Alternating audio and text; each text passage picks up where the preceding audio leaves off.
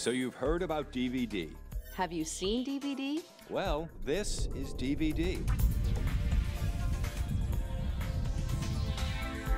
With a product called DVD. Yes, this is the new wave of the future. Isn't this the way the industry's going to go? That's right. It's a digital video disc system. Okay. Or digital versatile disc. It depends on which way that you want to go, from the computer side or the video side.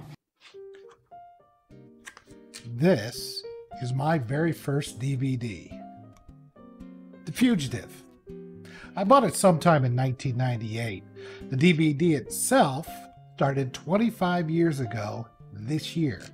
November, in fact, at least in Japan. The DVD arrived at our doorstep in February of 1997.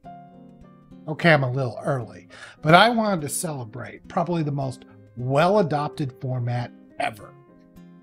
When VHS tape arrived, it went through a format war with Betamax. It took some time, but VHS became a huge success. Its killer application was the ability to record a show while watching another. As it became more and more adopted, studios began releasing their back catalogs as well as their recently released movies to be purchased.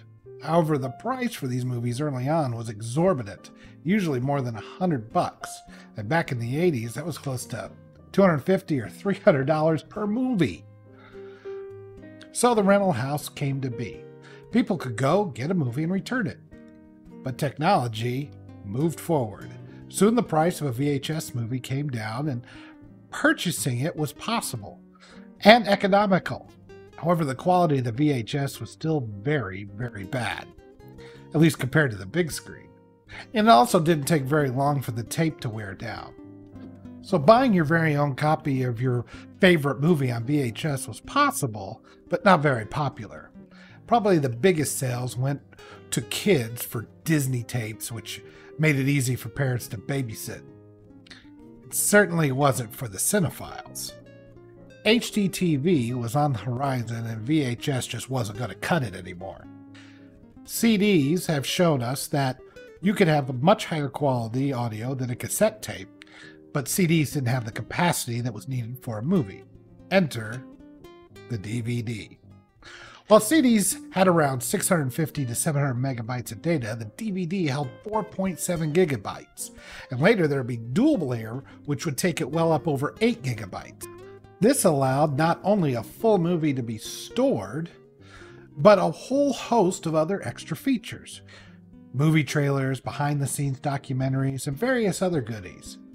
Cinephiles finally found the format that gave them exactly what they've been craving.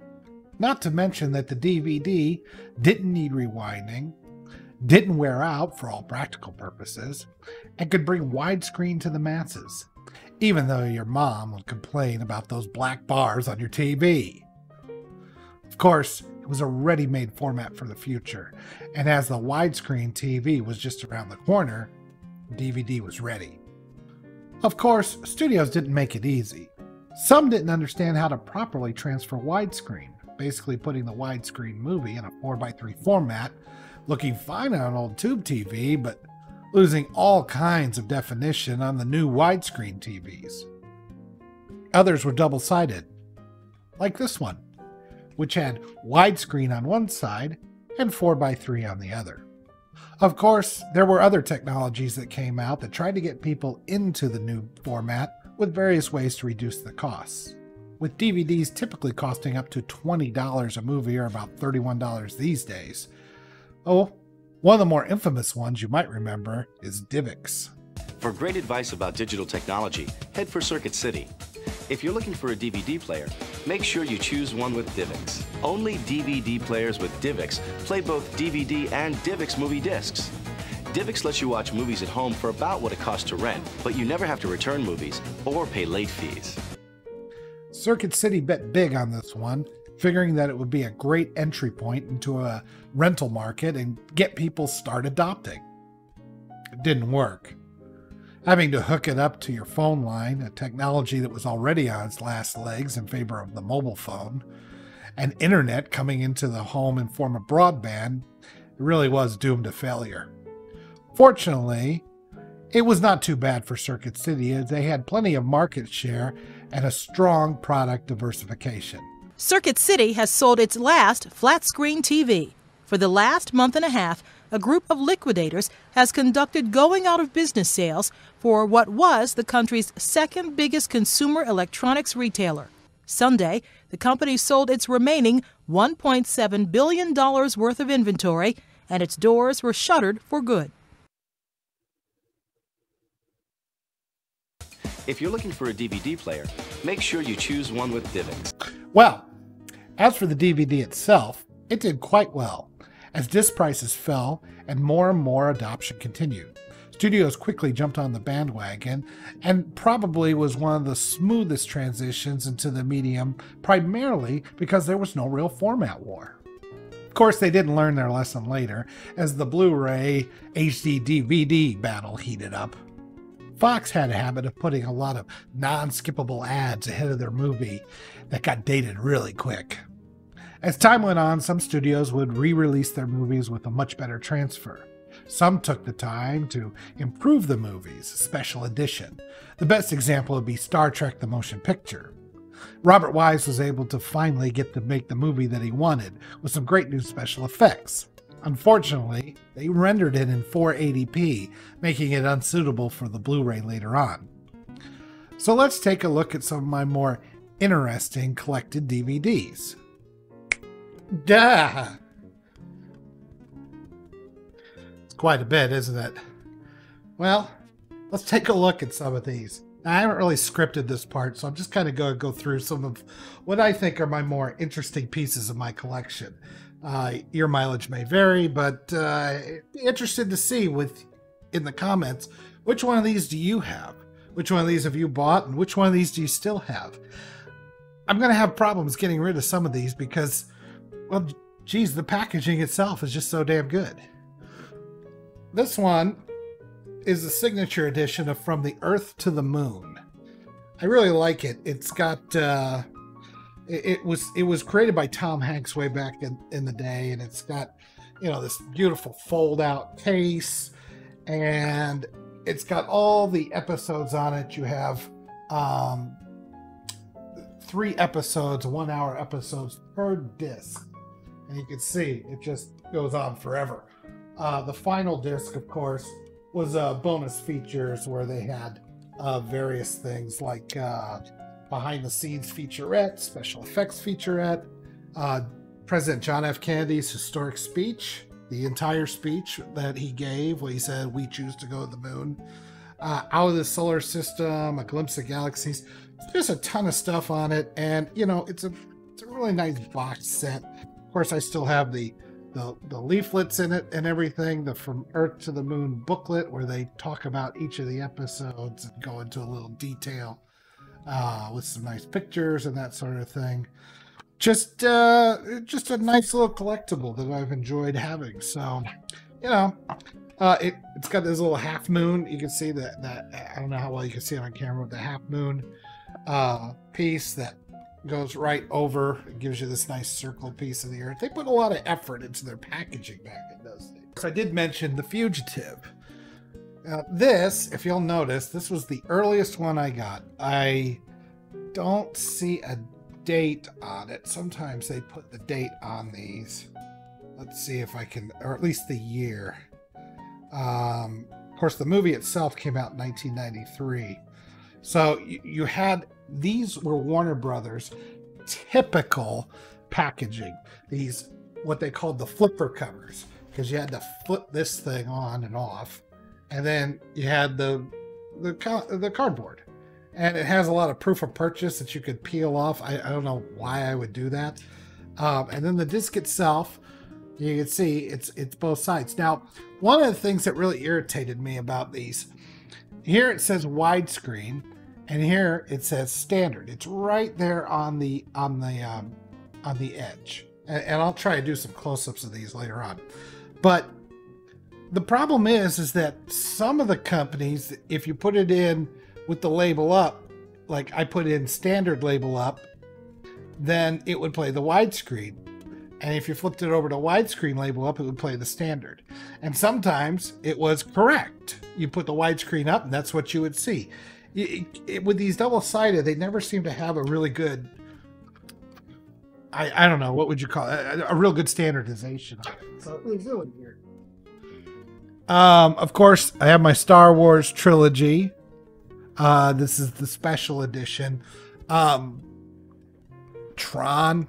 This was a nice. This is some of the plastic double discs that they came out with, where you'd have, you know, kind of the thing in the middle, and they have these nice picture discs, which I always appreciated.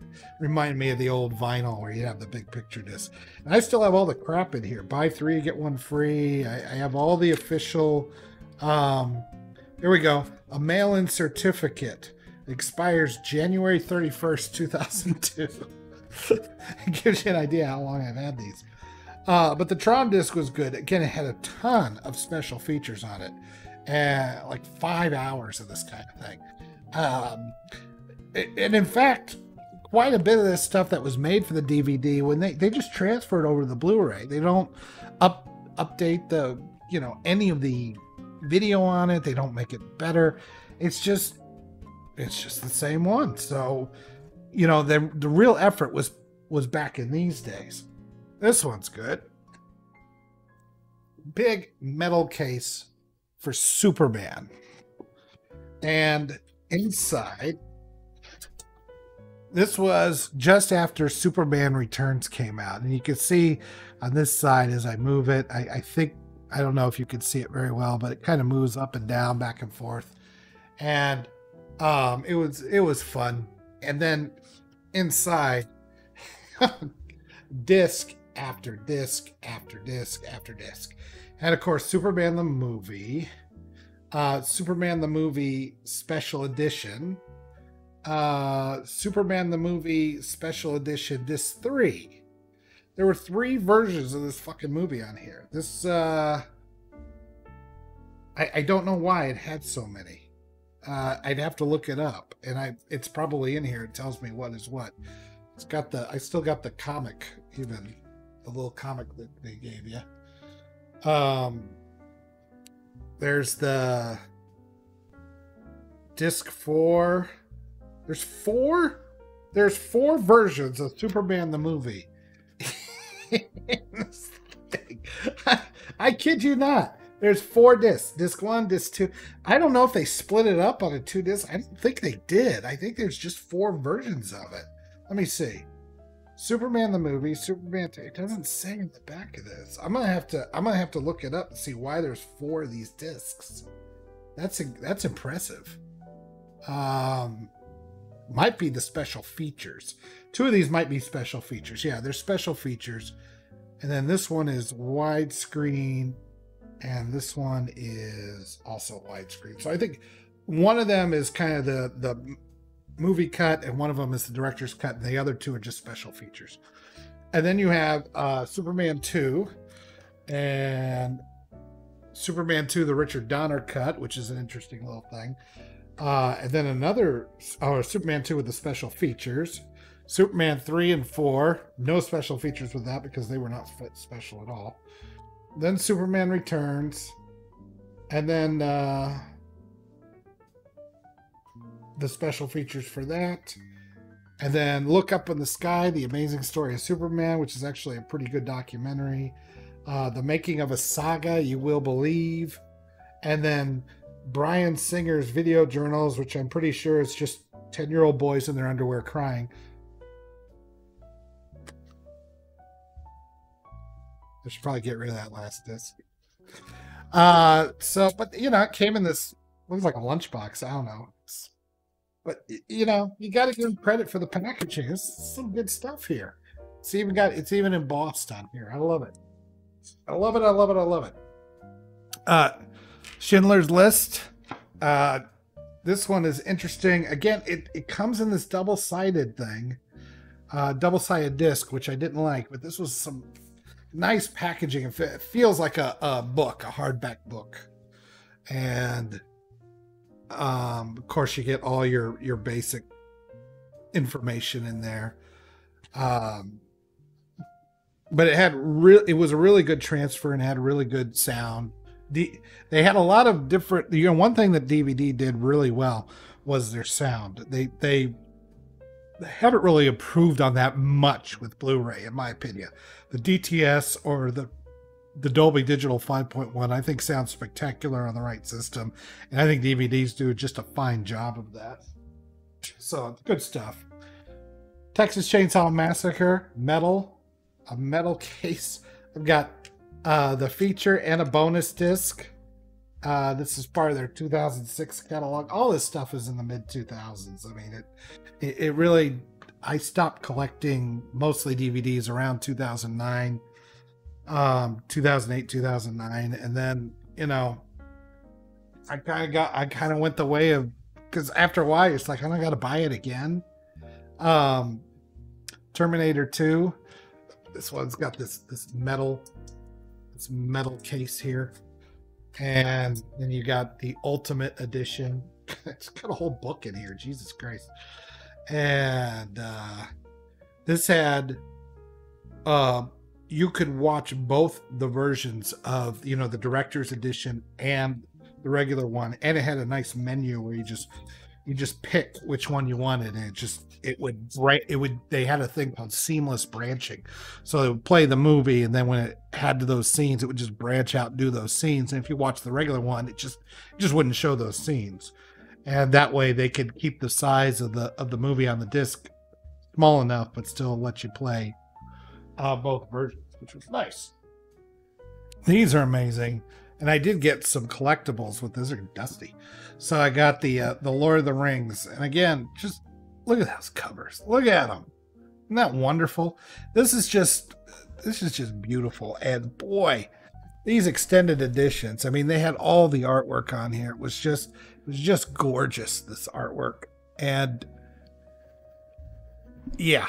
Every one of these things had like 8 to 10 hours worth of special editions per movie. It was the special features was longer than the movie, so you could watch a ton. It was great. But I really like the. I mean, just look. They look like the books. You know, like you have books on your shelf. Just really, really neat stuff. See what else we got here. Of course, had the Indiana Jones collectible series, because why not? And yeah, a lot of these I do have on Blu-ray, but I don't know, the packaging, like they just kind of gave up. This one just, it almost feels leather bound. I know it's not. She got these, you know, this beautiful artwork on it, and this is the one. So it has Raiders of the Lost Ark, The Temple of Doom, and The Last Crusade, and bonus materials. No filthy Crystal Skull screwing this thing up. This is pure indie right here, baby. Love it. This one, The Abyss. Now, most of you guys are familiar with The Abyss. This DVD transfer does have the special edition, and you can watch both versions, but it's transferred in 4:3.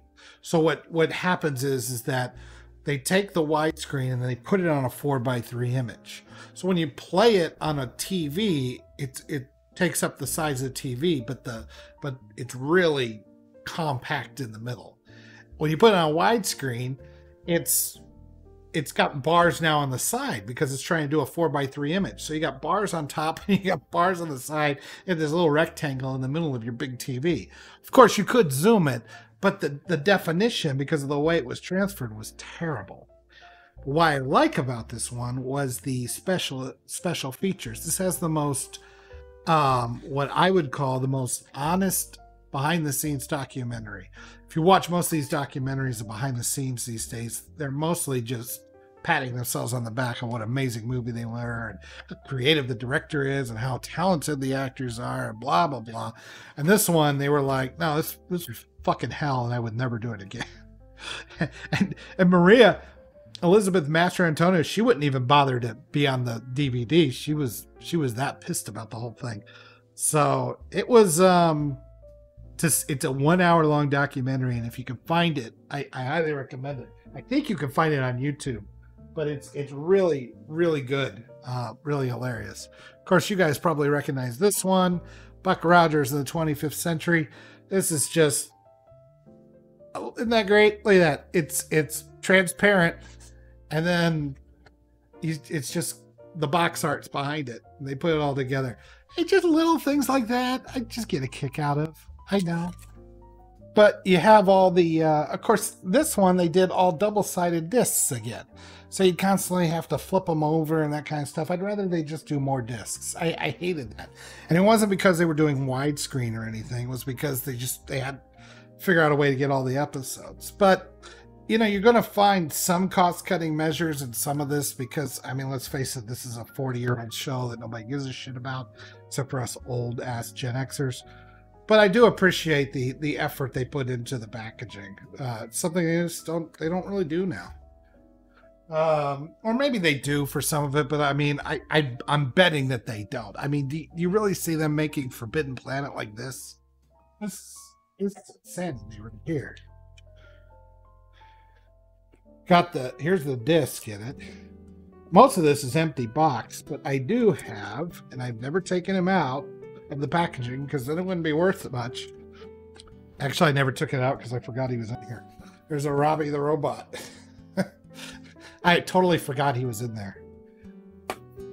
Those of you who have watched my videos know Floydo, he was the one that gave me this one, and it is what I would consider a prized possession because you're just not going to find anything like this. But you got they got the original lobby cards in here for Forbidden Planet. I mean, look at that.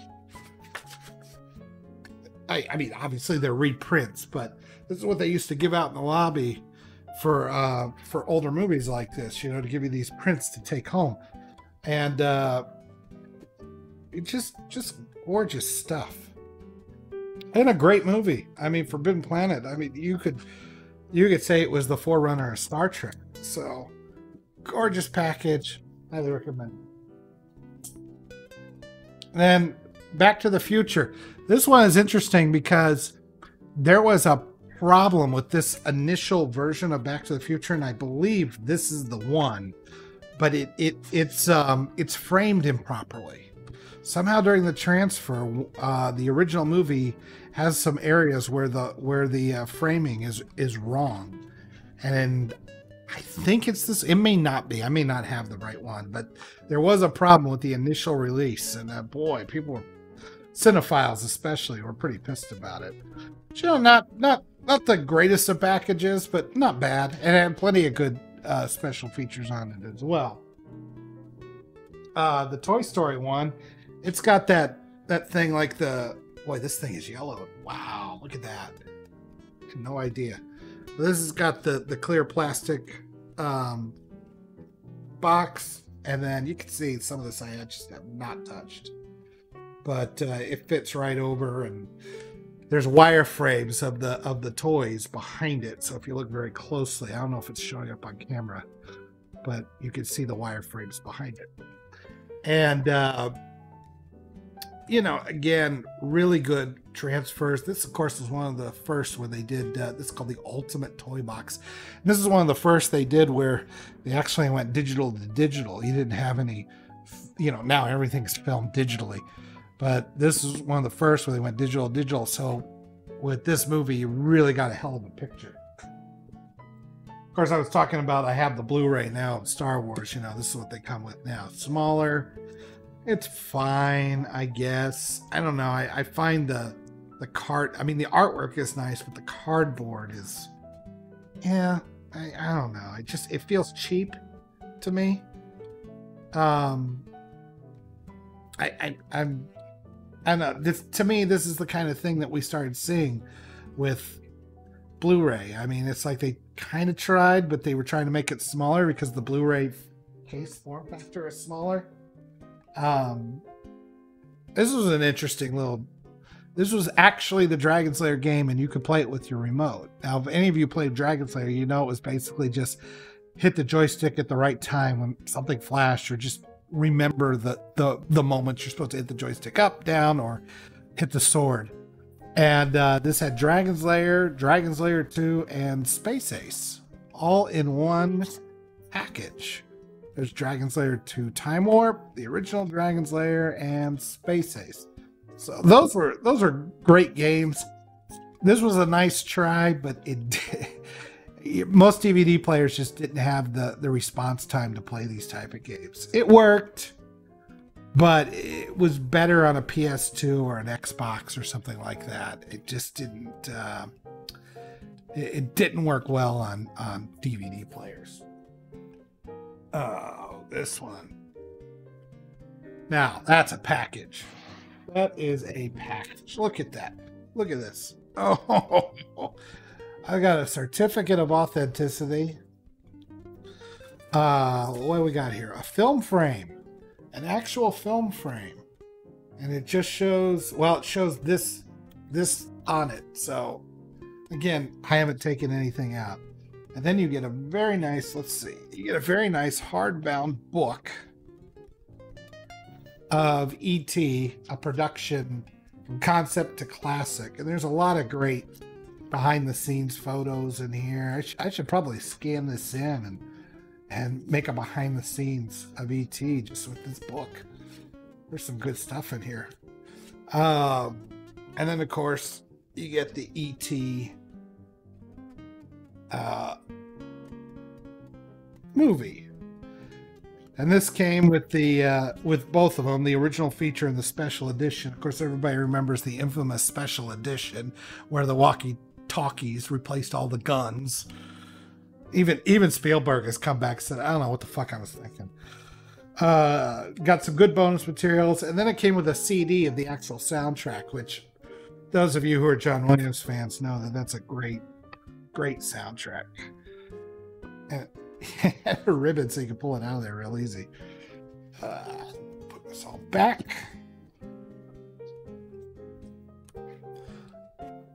And when you shut it, it had a little Velcro to keep it all in place. Nice. Of course, I still have the original Superman the movie collection. This is a typical Warner Brothers. I mean, it looks like a nice collectible, but then what do you got? Flipper case. Fucking flipper case. Oh. And double-sided DVD. Oh.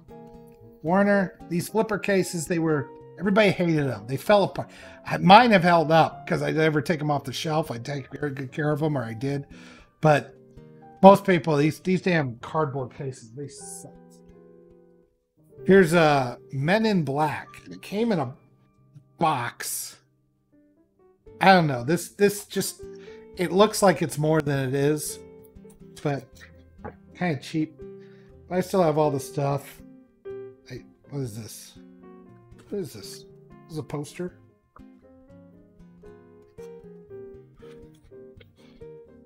Barry Sonnenfeld. Farmer Edgar conceptual drawing. There you go. I didn't even know that was in there. That shows you how much. See, it was so important to have all these collectibles back then. Now I forget that I have them. So what are you gonna do? Say what you will about Kevin Smith. The Clerk series was great, and this Clerk X DVD, some very nice stuff here. I really like it. It's oops. We've got the 10th anniversary edition, the first cut. I don't even remember watching that, and then some bonus features. I know that it had a pretty dark ending where Dante just gets murdered at the end. I'm glad they didn't go with that because Clerks 2 is fucking gem. And this is a re-release. They started out the release of the Star Trek, so Paramount, and they were pretty bad. They were just thrown out there on DVD. This was the second releases they came out with, and you can see they're all the widescreen versions, and they're all special edition. This is where Star Trek the Motion Picture had its special edition, directorial edition, special edition. And that's where they added all the special effects in there. Robert Wise did that. This makes the movie watchable.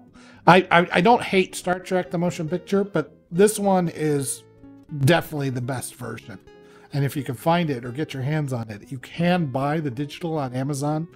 It's hard to find the original, this DVD. but you can buy the digital version on Amazon. It is 480p, but as far as the version itself, I think it looks and sounds so much better. This one, there's nothing really. It's just a nice transfer and has some nice special editions of Search for Spock, but it doesn't really add much to it. Same with Voyage Home. Good transfer, doesn't really add much to it. Final Frontier, that sucked. This one had the director's edition. I don't know if you've watched. There are like 2 versions of this version, The Undiscovered Country, and it's okay. Some of it they make it a little obvious. Like in the original one, he just names the names of the conspirators, and then in the special edition, he names the names, and then they like quickly flash the character because you forgot who he was. Apparently, I don't think it was necessary, but you know what I need. And this is the director's edition of Wrath of Khan, which I have bought on Blu-ray and upgraded special edition. This one, when they transferred it, they did the best job with it. The nebula scenes look fantastic. This one looks good, but it does have those extra scenes that I think really make the movie. It's more like the ABC director's cut, the one they showed on TV. And then I have Generations and First Contact. And about that time, who needed Insurrection or Nemesis? Those 2 movies sucked. So, there you go. It's my DVD collection. I hope you enjoyed it. DVDs would finally start to meet their end in 2008, when the Blu-ray versus HD DVD format war was finally decided once and for all. And while it is still a valid format, it'll never have the heyday that DVD did. The releases now are perfunctory, used by people like in the early 2000s who were still using the VCR. And the Blu-ray came a little too late, as streaming and the ability to purchase digital downloads were far more popular. Even when Ultra HD came out now to support 4K televisions, the popularity will never be the way it was. While there are some concerns that possibly the cloud versions of movies that are owned could just disappear on a whim, I believe that blockchain will eventually put an end to that. Owning the physical media is less tolerable these days thanks to the convenience of being able to play a movie wherever you like and whatever device you have. But for several years, there was a bright, shining time when DVD collecting was a pastime, and DVDs were created with care. Sometimes over and over and over again. But still, that was kind of part of the fun. So let's raise a glass to the venerable DVD. Its best days may be definitely behind it, but let's not forget the groundwork it laid for the adoption of digital videos today.